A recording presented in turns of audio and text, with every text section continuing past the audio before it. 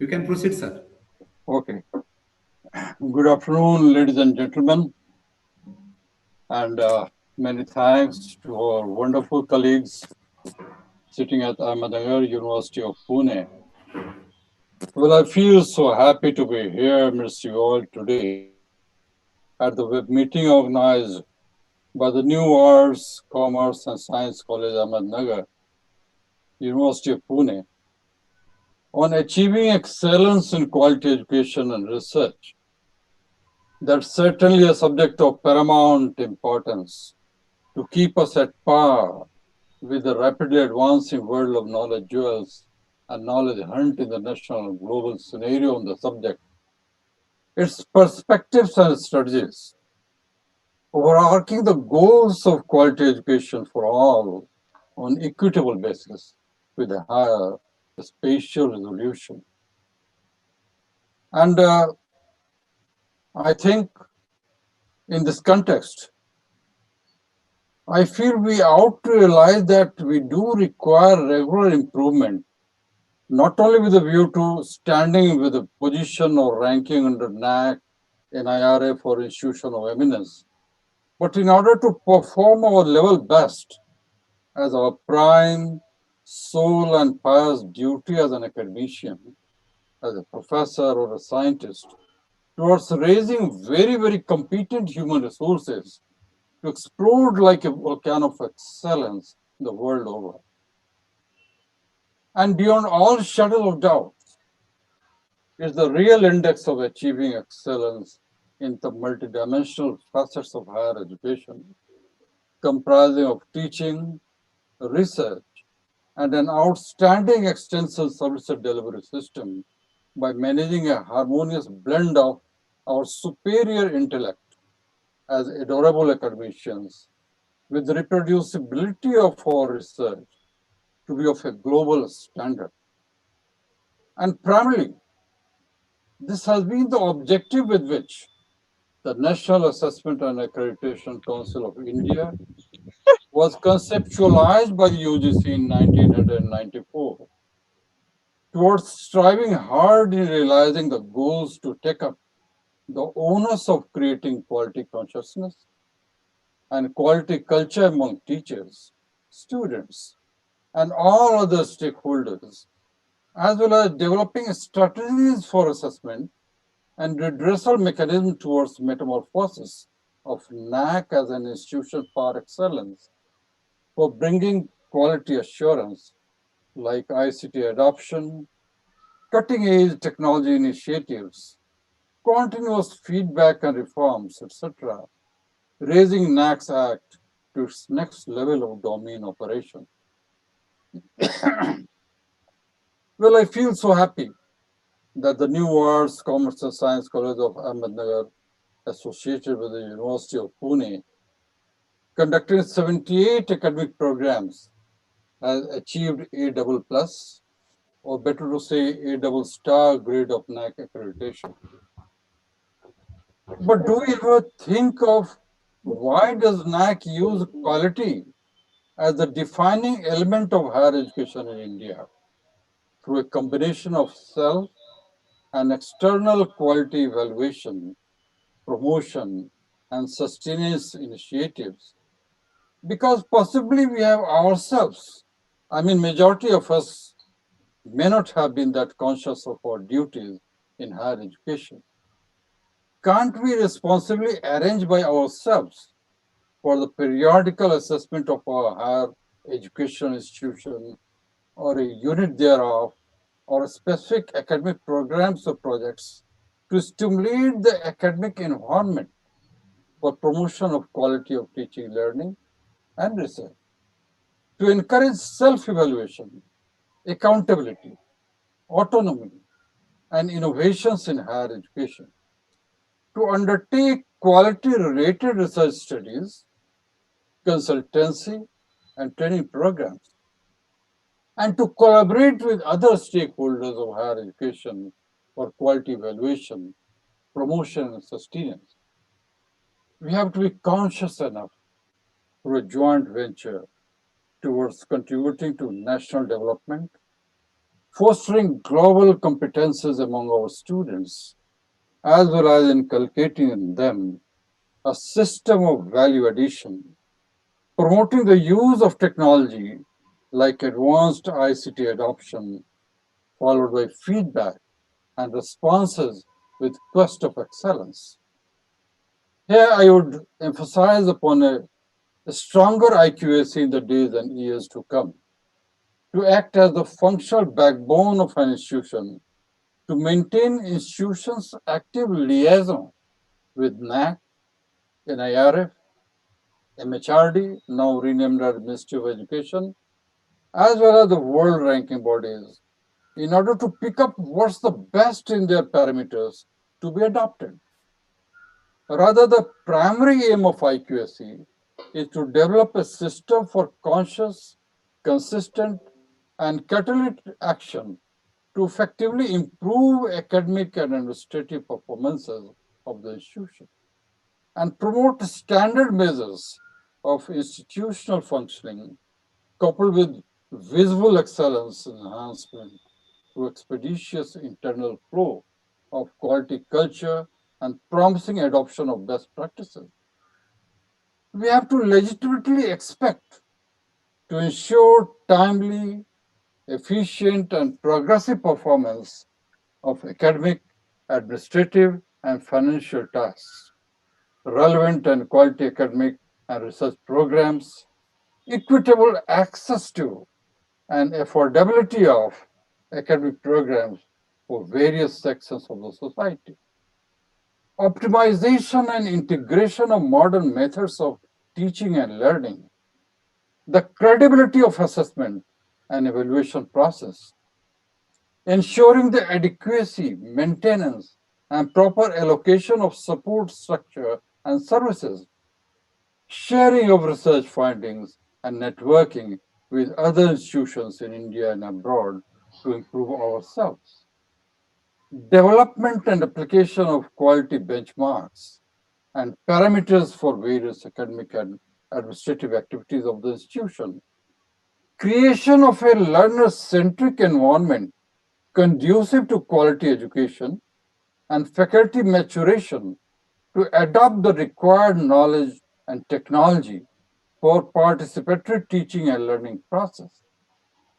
Collection and analysis of feedback from all stakeholders on quality related institutional process, maybe students, guardians, society, etc. Dissemination of all information on various quality parameters to all stakeholders, including particularly the society, which often feels that teachers and academicians uh, charge huge salary, but there's no education to the students. We have to nullify such conception. Holding intra-institutional workshops, seminars on quality-related themes, promotion of quality circles, and inviting such stakeholders is also essential. Documentation of the various programs and activities leading to quality improvement is equally essential. Acting as a nodal agency of the institution for coordinating quality related activities, including adoption and dissemination of best practices, is also necessary. At the same time, development and maintenance of institutional database for the purpose of maintaining and enhancing the institutional quality is as necessary as all others.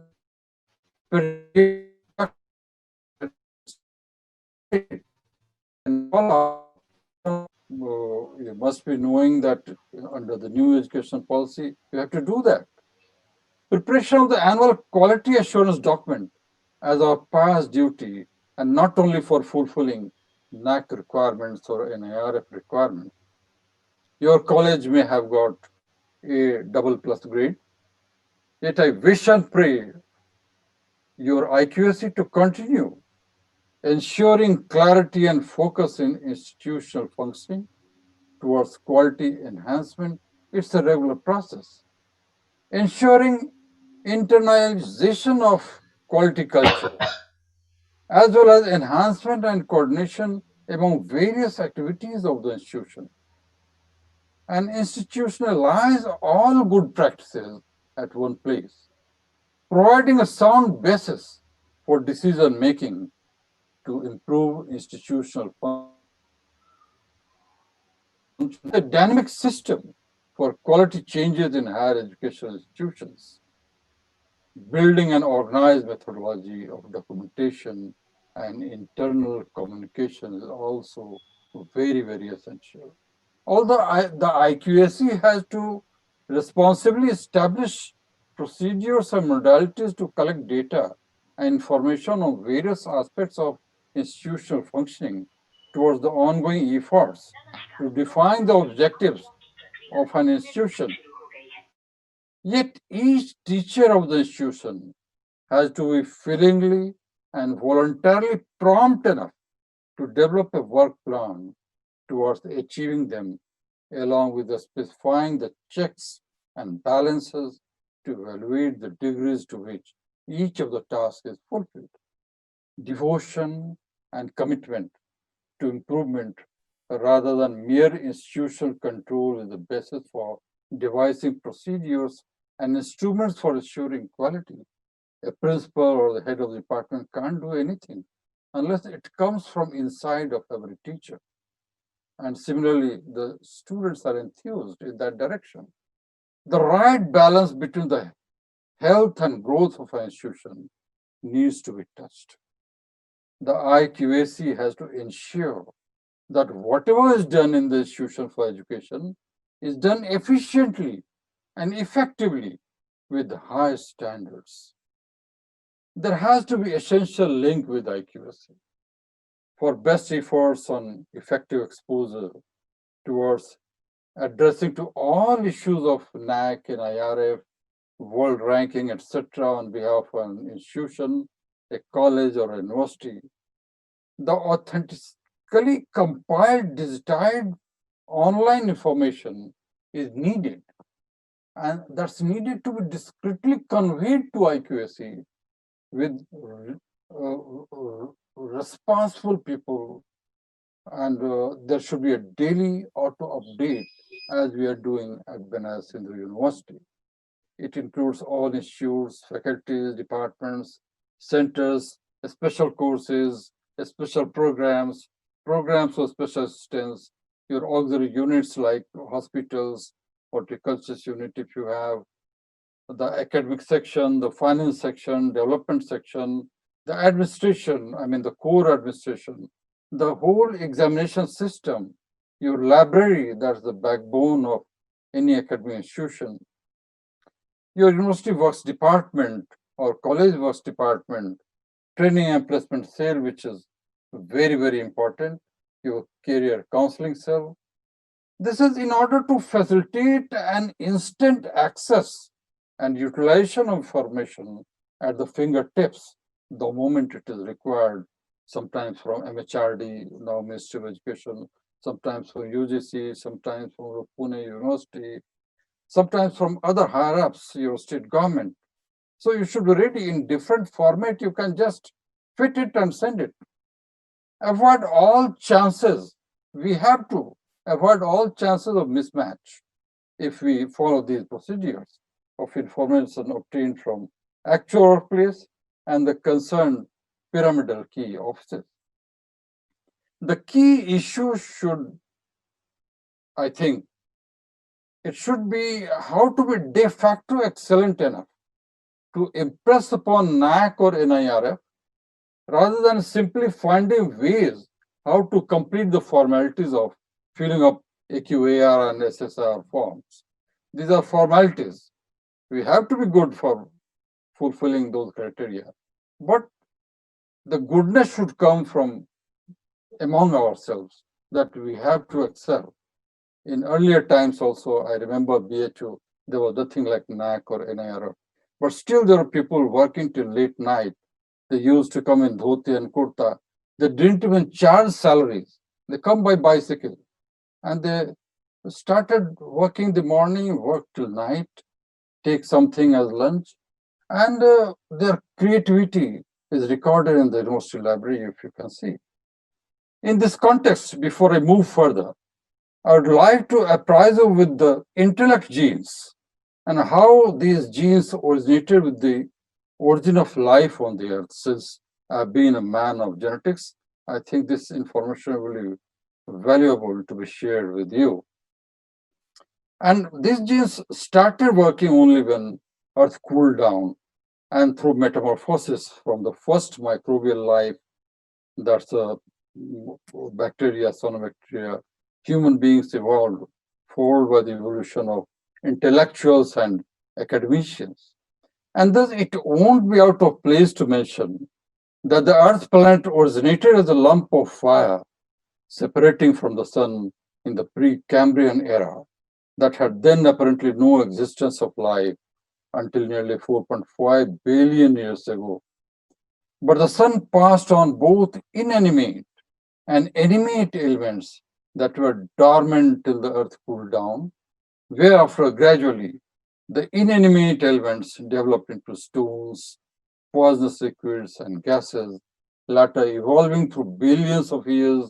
These changed into the present day useful sand, soil, water, and gases like oxygen, hydrogen, nitrogen, etc. While the animate elements reassembled into what's known today as DNA, that's deoxyribose nucleic acid, and RNA, the ribose nucleic acid. And these give rise to protists, bacteria, and cyanobacteria, evolving to the present day flora, fauna, and human beings, followed by the development of intellectuals and academicians on this earth planet. So I would like to apprise the audience that although intellect is a polygenetic character, but during the last decade, 6 prime genes, prime intellect genes have been discovered. The first one responds to aptitude to read, learn, listen.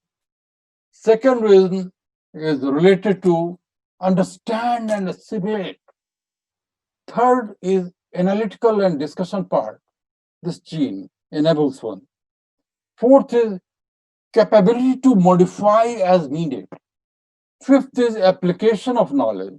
And sixth is approach of global acceptance.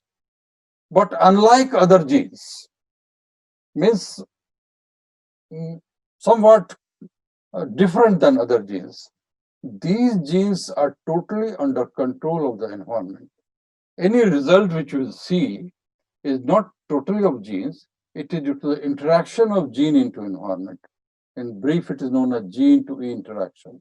And what is environment?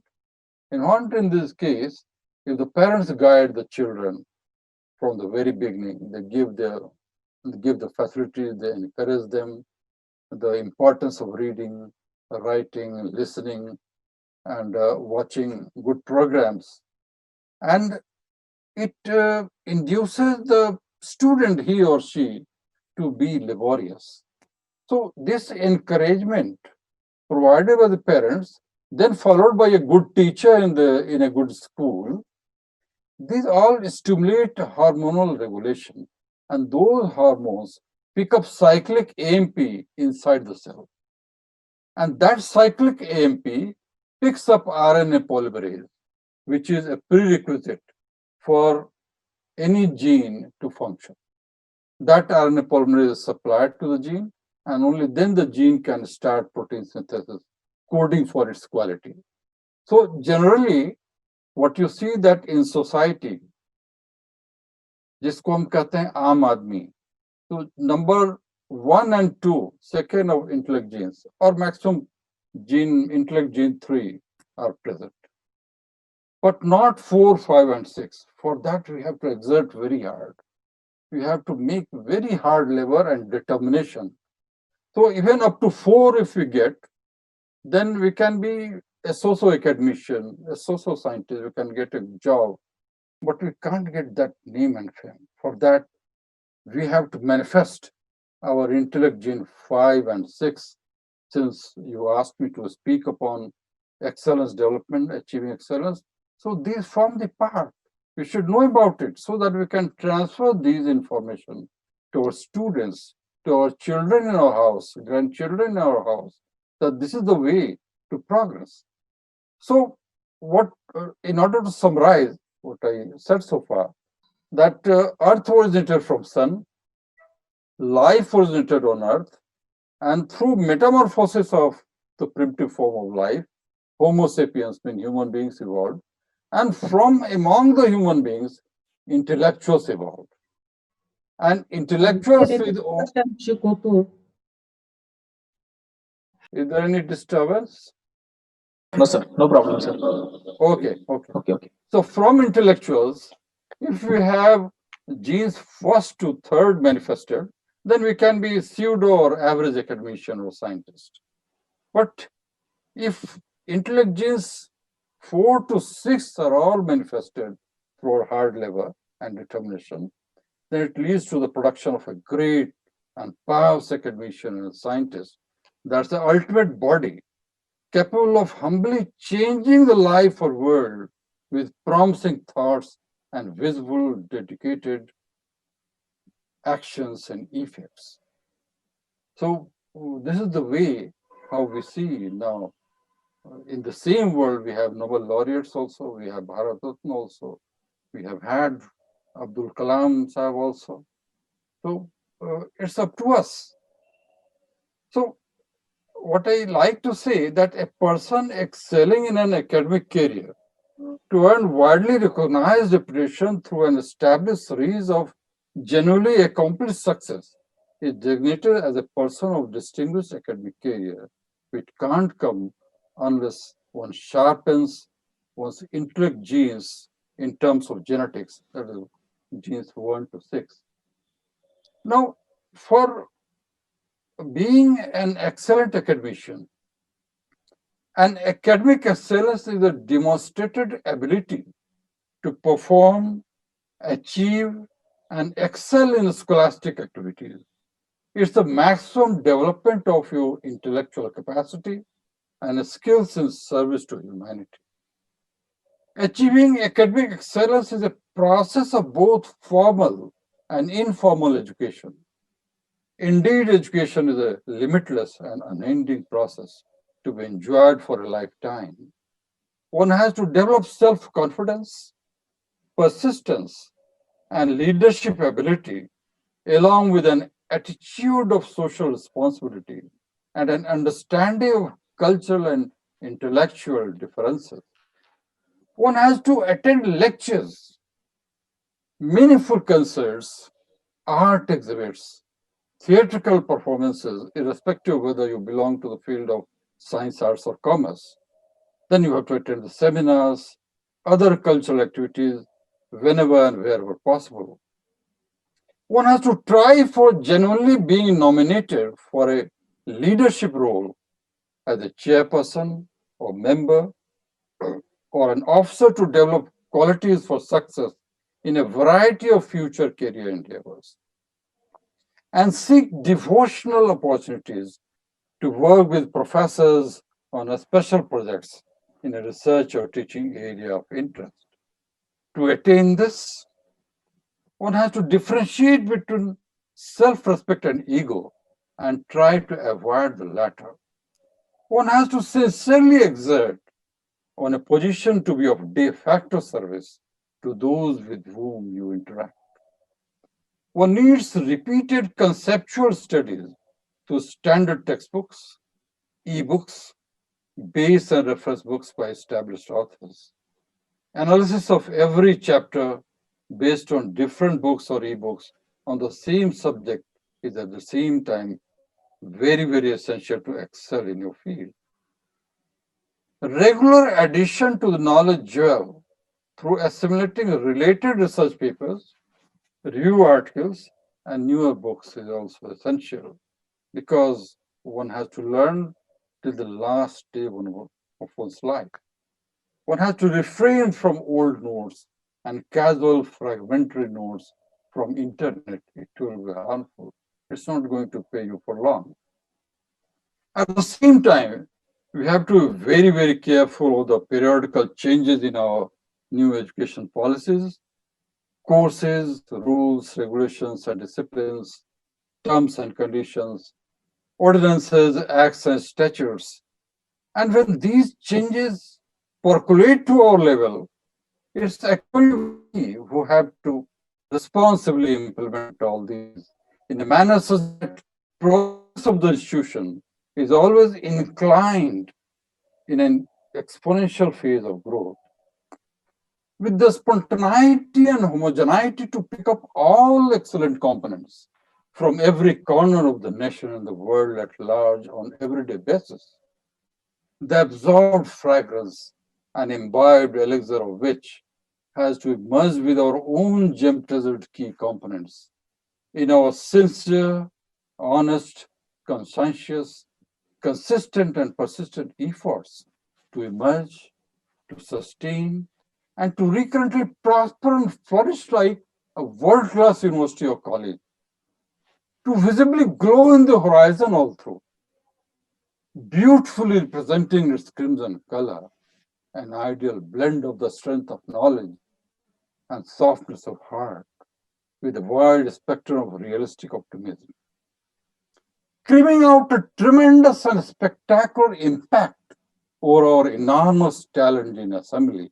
I mean, our students, admitted every year as new seedlings transplanted to the garden of a university or college, to blossom with the passage of time as the best fragrant flowers of the world, capable of disseminating their prudent aroma of excellence across all geographical boundaries, to explode like a volcano of excellence, sharpened as our competent human resources of high moral and intellect, which we produce by our heart and soul, to get up like the best asset for the society, for the nation, and for the world at large, to render commendable services to science and community, art and creativity, mankind and humanity, the grassroots of society, and the predominant knowledge-based national economy at large, where all of us have been doing our level best, but certainly which needs to be further systematized, catalyzed, and accelerated for resurrection of values following the ethos of higher education, commensurate with our brighter intellectual inputs and sharpened talents. While I use the word resurrection of values, for example, it often makes me sad to see how there has been an apparent gradual unfortunate decline in the values of library sitting and reading in universities, colleges, reflecting a kind of declining work culture in both teachers and students. Of course, the libraries may be partially substituted by digitized libraries, but not at all by old notes or need-based surfing, cut and paste, as the latter may not help widening the horizon of an academician's knowledge jewel. You know, in 2012, I was deputed by the university, my BHU, for a survey of all national libraries of the United States of America, particularly the digital science libraries, for nearly 1.5 months. The university librarian also accompanied me, whereafter, based on a plan submitted by us, the first ever digitized library of India was established at BHU. In addition, what's more important, which I wish to convey, is the fact that at US universities, I noted the tradition of deputing every newly recruited faculty and newly admitted student for the first 1 month to the library with free snacks and lunch in order to essentially create in them the importance and habit of library attendance. And in line, when I joined as the director of the institute, I implemented the same for our new faculty and students with utter benefits harnessed thereby. Now, coming to the research aptitude, joining a research career should not only be targeted to acquire a PG or PhD degree, but with the objectivity to contribute something original and meaningful to solve a real need and real problem of the area and society, as well as that of the nation and the world at large. Following standard procedures, taking care of its key significance and reproducibility, such that the researcher is respected for his or her excellence across all geographical locations. And in this context, I would like to indicate that intelligence is nothing more than the horsepower of an automobile, may be connected with a strong battery representing one's aptitude. But until and unless one has fuel input in form of your hard labor, your automobile cannot move even by an inch on your career graph, howsoever intelligent or promising determination you may have. Means your strong and promising determination, blended with hard labor in a right direction, may stimulate your all 6 intellect genes to code for more than excellence in academics while maintaining an ideal human property. And keep in mind, there is no shortcut towards building up a distinguished academic and research career in science, linguistics, humanities, commerce, whether it is law, management, or any other professional courses. Students joining through All India Entrance Tests are intelligent enough to conceive and perceive the depth of a teacher. So never start a lecture without revising and updating your all preparations, preparedness to be informative enough. And never publish your thesis through money game with an ordinary publisher. Never publish your research paper or review article in a dubious, subvalued, or predatory journal using money games. The Ministry of Education, earlier known as MHRD, and the UGC approved e-teaching and learning system for providing quality education to all on equitable basis. So please mind it, on equitable basis. And it can be positively asserted that we have to train one and all of our teachers in this area of information communication technology. That's ICT. Its adoption and cutting-edge technology initiatives, continuous feedback and responses, since it's the high time to seriously make use of all 10 approved modes of e-teaching and learning by the education institutions to be operated by the teachers themselves. Like it may be SWAYAM online courses, UGPG MOOC courses developed by SWAYAM, EPG Pathshala, we have with 3,000 of modules available now. E-courseware in UG subjects with 24,000 modules available. SWAYAM Prabha with 32 DTH channels we have. Then it's important to mention that digital libraries have been made free to access by all during pandemic. That includes Web of Science, Information Library Network Center, InfluNet, Consortium for Educational Communication, in short is known as CEC, and digital repository of a vast amount of academic content in different formats. And thus UGC created CEC, UGC, YouTube channels. So instead of watching the cheap movies, we should encourage our students to watch these channels and earn some knowledge jobs. National Digital Library is already there, which has been made free of cost. Then we have Shodh Ganga with 260,000 of Indian electronic PhD thesis. We have eShodh Sindhu with 15,000 core and peer-reviewed journals. We have Vidwan.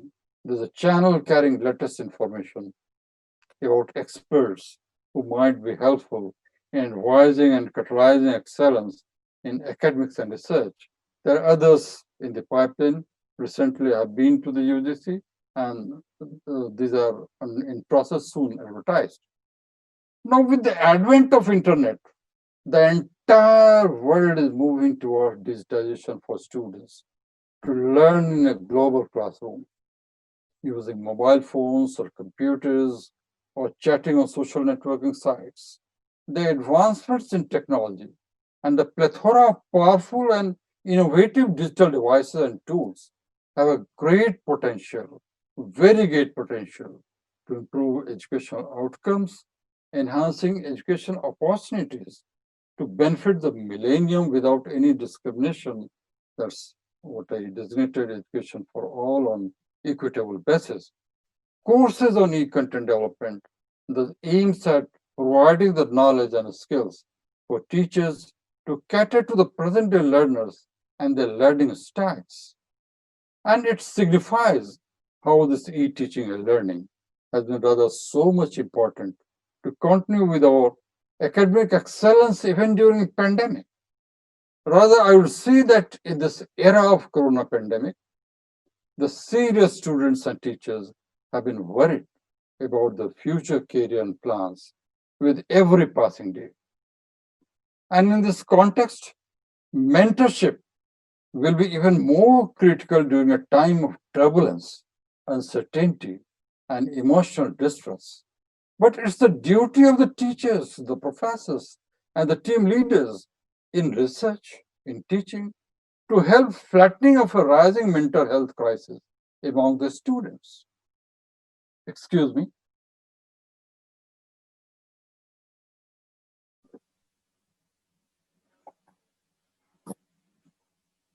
So a line away from excellence, that is in support to excellence, what is above medicines and that?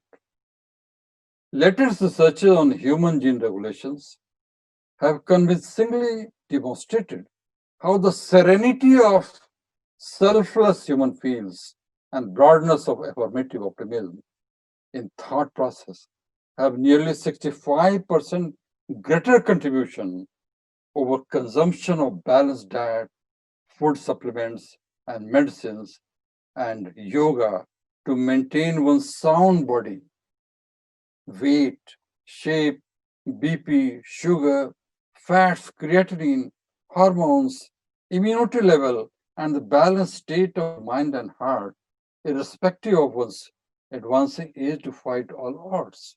We should never think that we are getting older with every passing day.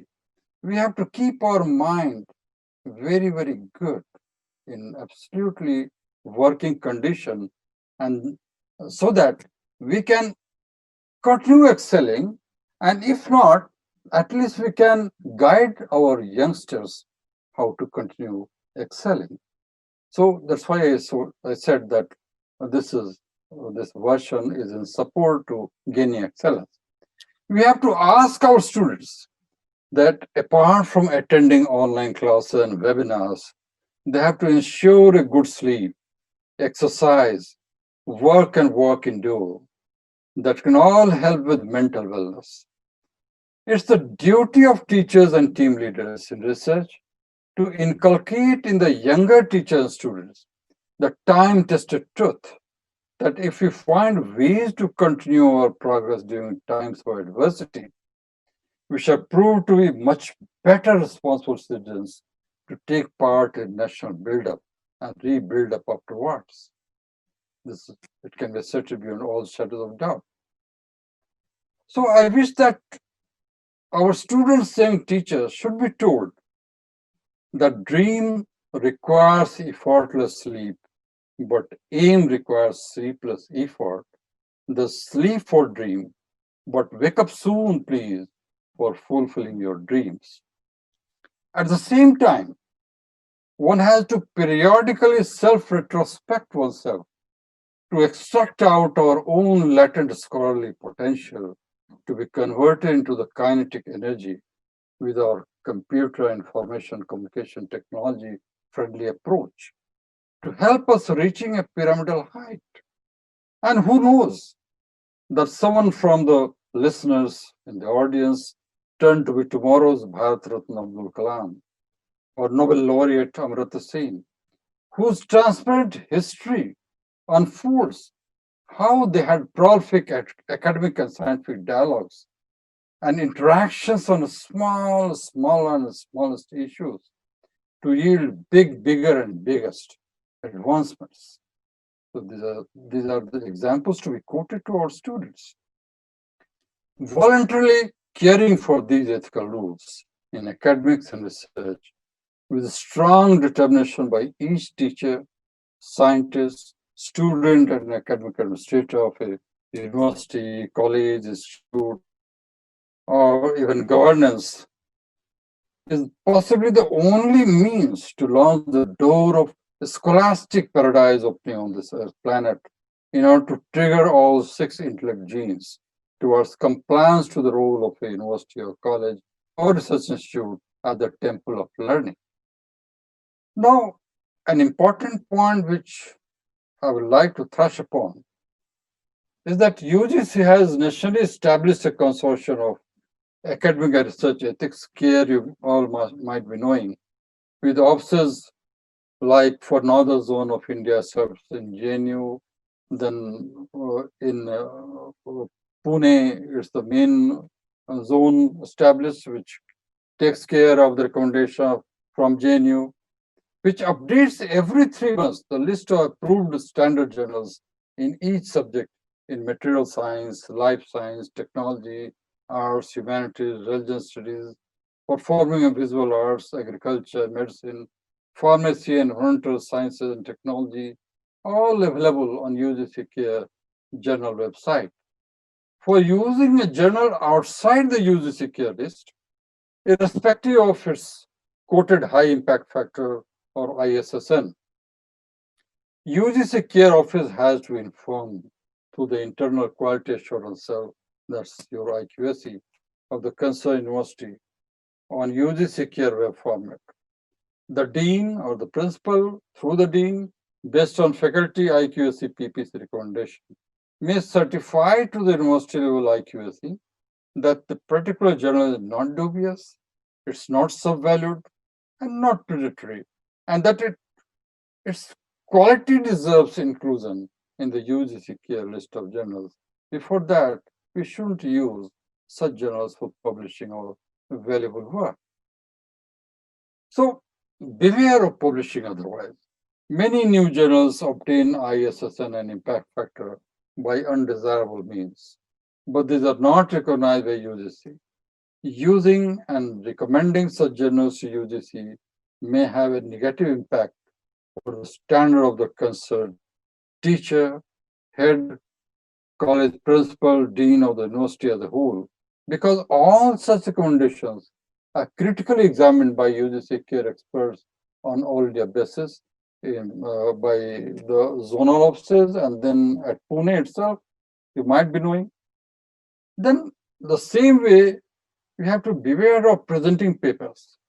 There are instances of many so-called national and international conferences, seminars, symposia, arranged from only business point of view, not linked with any authority, any authorized academic society, university or institute, to collect huge registration charges and accept any paper to be published in the proceedings, and to pressurize the national agencies to provide granting aid by showing huge list of registered delegates. The academicians and scientists have to refrain from editing, presenting, convening, or chairing in the mushroom growing dubious, so valued and predatory conferences. Even an academic administrator, from interactive point of view, we should have the interactive approach in any institution.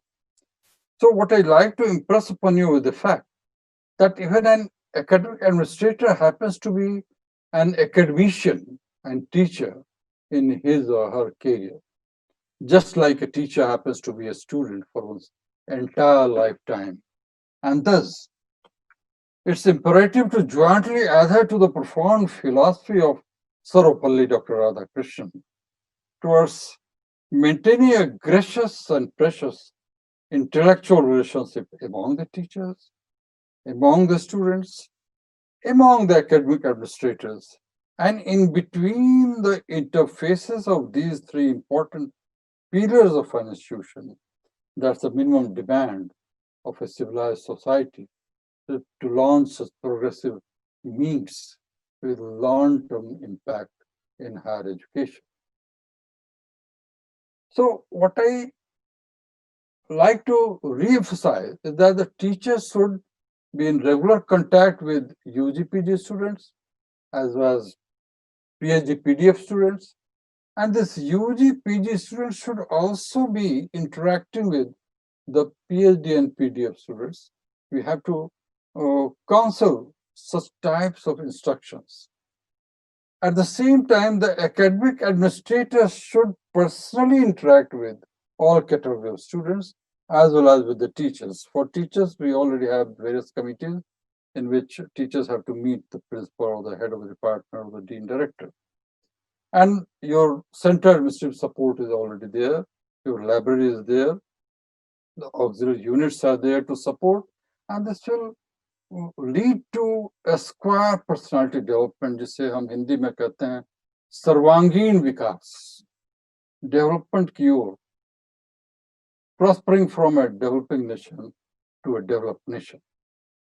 The senior faculty members as well as the academic administrators, whether he or she is an experienced teacher, head, principal, dean, director, have to cordially help and encourage our younger colleagues to get newer research projects and to honestly execute the same for a quality output in order to strengthen your infrastructure on one hand, while on the other hand, duly elevate your inbuilt intellectual property to give a recurrently growing name of your laboratory, your college, your faculty, your institution on the national and the world map. That's very essential. So that's why quality is essential, and it is there in our own hands how to improve it. Now, in every institution, you have committees like departmental councils, departmental research councils, teachers' councils, the purchase committee, the board of studies, faculty committee, then faculty council, academic council, RSC, etc.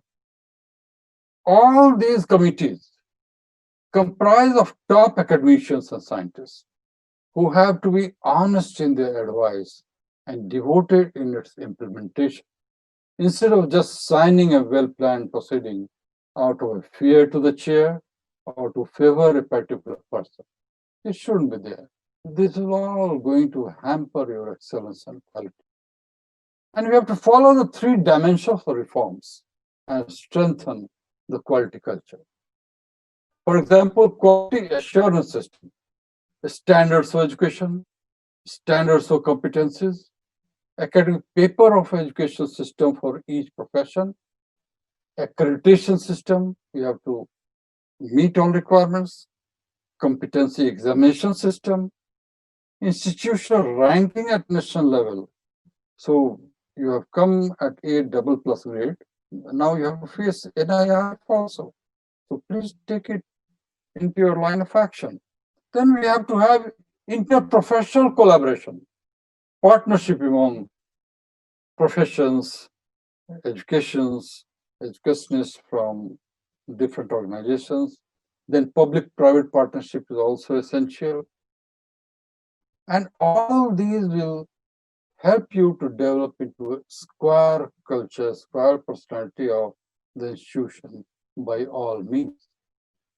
The ultimate objective is to produce the competent human resource, which may be well acceptable anywhere on the globe, who are capable of joining teaching or research profession in central or state universities, colleges, research institutes, who may compete as responsible officials through UPSC, state public service commissions, be placed in MNCs and other public or private sectors, who may move abroad with coveted fellowships for higher studies, or join wide horizons of skillful self-employment.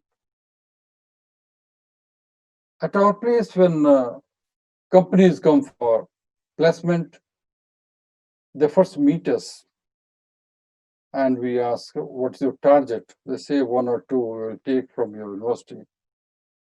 Then what I used to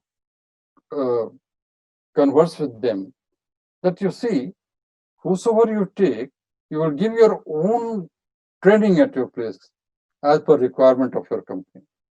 If you just pick up brilliant boys or brilliant girls, capable girls and boys, it's not that you put 10 questions and they answer only 2 or 4 and then you reject them.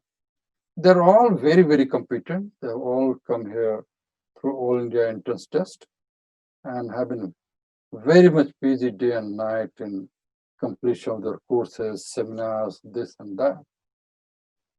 And in the evening, when the companies come back to me with the feedback, they say that, sir, we have selected 24. And sometimes it so happened, and it so happens even now, that students come to me, that, sir, we have got 3 to 4 opportunities, equal opportunities, with gate perks. Which one should I join? So that gives you the real happiness. Means you have produced such competent human resources, you're applying your heart and soul, that they are capable to be accepted anywhere. International companies, multinational companies, they all accept them. And they are the same boys and girls who compete in UPSC as well. And they have to think and rethink what to do. So your institutions should be like this. We have at our place 100% placement and hope the same should be there. So ultimately, we have to look towards transformation into a world-class university of college. And it solely depends upon devoted, informative, and innovative teachers. Please mind it that teaching aids and research grants may be limiting factors, but the greater limiting factor, which I feel, is following the ethos of higher education and research toward the fruitful utilization of these grants. Because many times, many projects are sent to me, there's no dearth of money. Money is very much there in UGC, ICR, CSR, DST, but sometimes those money are left unutilized because they do not get some competent projects. So our grants are not less. We can improve the grant by applying our mental faculty fully well, utilize our mental faculty fully well. We have to apply all our 6 intellect genes and formulate a proper project. Our products, the human resources, have to be molded to be national and global assets. And at the end, I remember a beautiful quote by Mind Journal that rightly says that apart from your mind full of knowledge, the de facto asset is your heart full of love, an ear ready to listen before speaking, and a hand most willing to support, to help and rescue the needy. So I think our filially joint efforts can hold every heart to pulsate infinitely in a family, society, nation, and the world at large to produce great academicians, really great academicians. Thank you very much. I'm happy Thank you, sir. to answer question if any.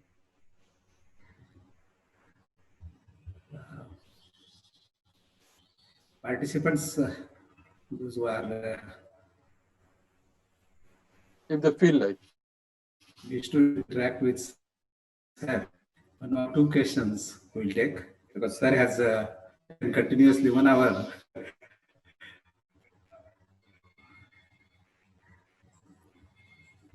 The questions are there in chat box. How many faculty members do you have at your place? Sir, 154. 154. Right. Pretty good number. Yes, sir. And how many of them are attending right now? All of them are attending, sir. Oh, that's good.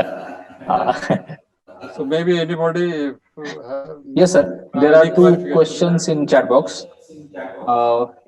Means if you permit, I can read it, or either you. You read it out. I can't see the chat box. Okay. I will read it, sir. Okay. So one question is from our faculty member that locations like Ahmednagar face problem in establishing linkages, collaborations, and sponsorships in, in both the social sciences and life sciences research and training rather. How could one possibly enhance this scope? So there's a lot of noise. You see, Yes. I could pick up.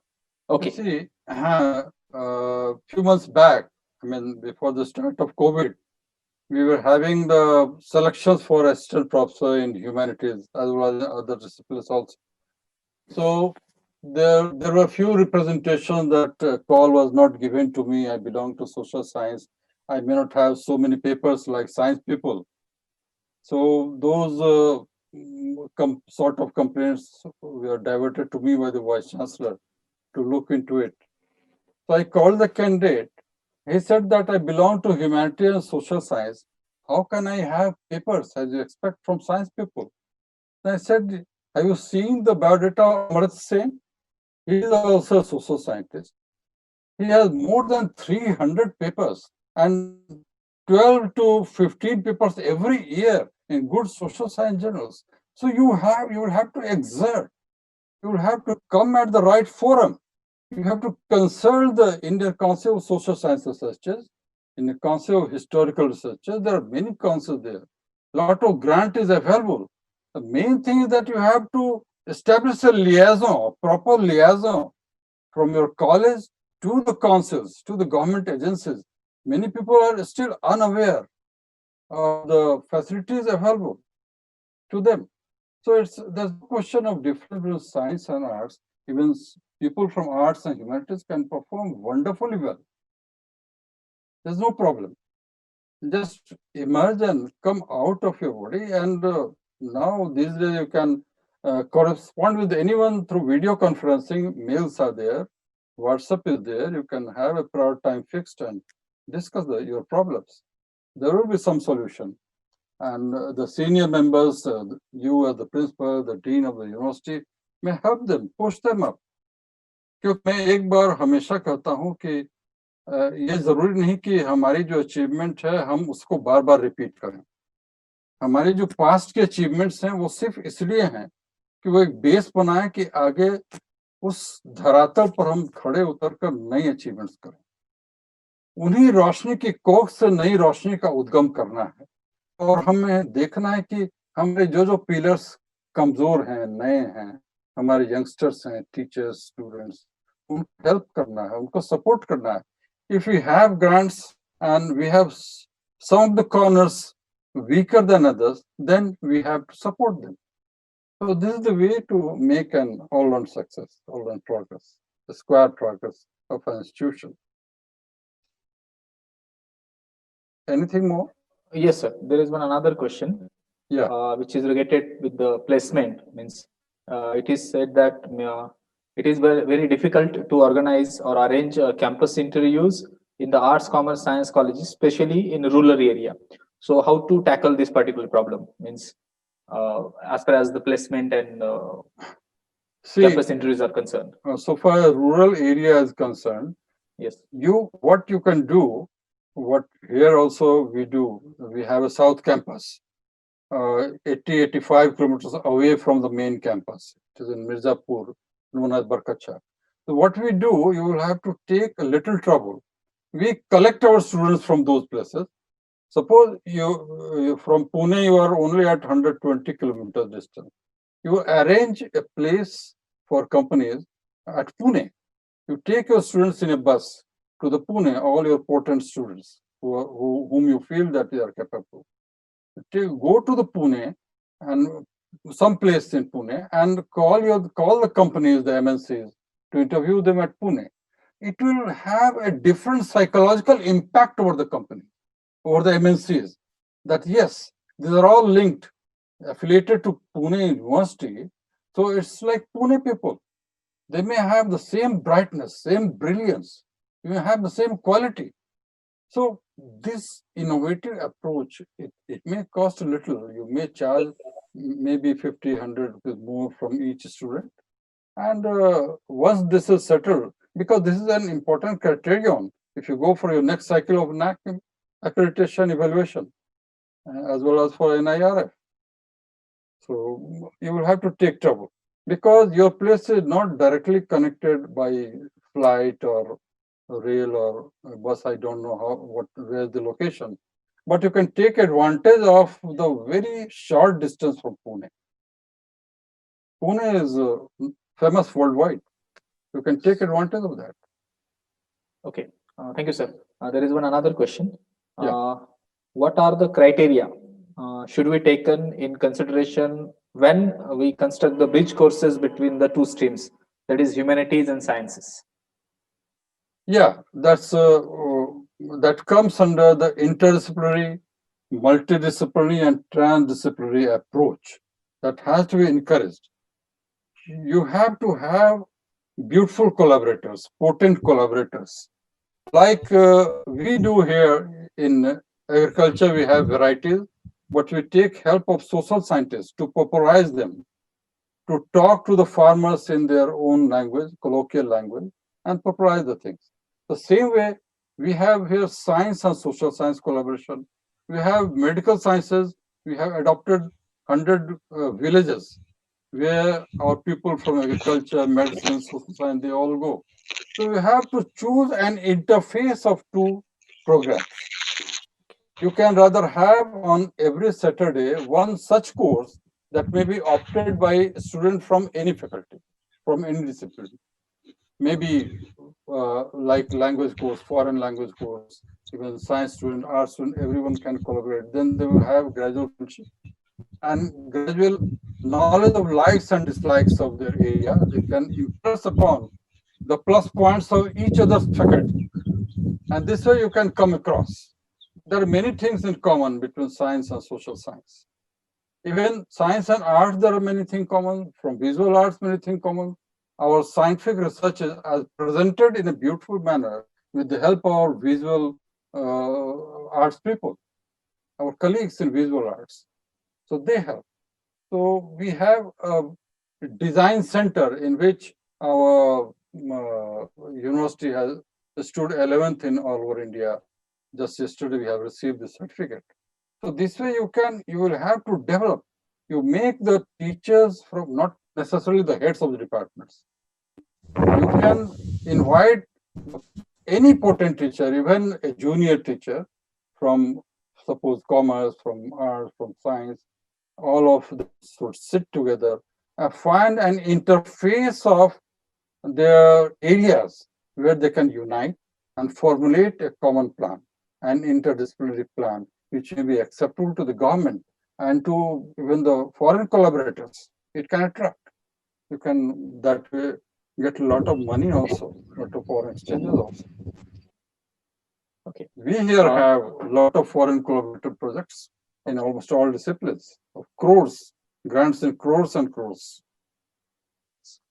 Sir, we have another last question. Yeah. Yes, this is about the. I mean, it is like that what kind of steps we want to acquire for fetching the faculty of humanities for formal education towards professional development. Means they want to ask exactly how they will develop their professional development while teaching the formal education. Yeah, professional means like you see at BHU, agriculture was not a professional course till 3-4 years back. Later on, based on our achievements, I mean the achievements throughout the country, based on our such researches which are useful to the society, which are of applied value, it was made a professional course. So you have to develop something very, very useful to the society. Only then you can claim that it's a professional course. So there are a lot of notches in humanities and social science where you can develop such formulations to attract the body, not only humans, people from the foreign government, they can join hands that yes, we have a lot of work. The same way, Amit Sen, he is basically an Indian, but he went abroad. You have to read out the papers. Why shouldn't your teachers read out those good papers by Amit Sen and people like Amit Sen? They should see the paper, they should see the review articles. They will automatically find ways and means how to develop such courses to be treated as a professional course and approved by the government of India. The best way is to read out such good papers. You can search in Google professional courses in humanities, professional courses in social sciences. You will have not only one, you will have hundreds listed. And then you study one by one. Try to assimilate it. It's not simply reading it out. You will have to assimilate it, discuss it in team. The only teamwork is always successful. I hope I can wish for the best. Yes, yes, sir. Thank you very much, sir.